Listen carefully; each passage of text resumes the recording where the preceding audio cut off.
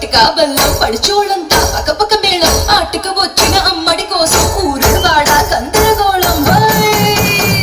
ఆ ఈది కుర్రోడు ఈ ఈదికొచ్చాడు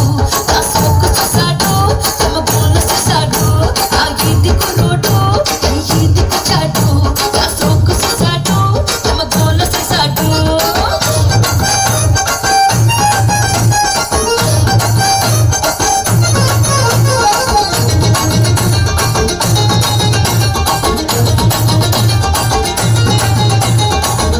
కొత్తగా బయటేసిన రోజుల్లో కొబ్బరి తోటలో మేళానికి వెళ్తే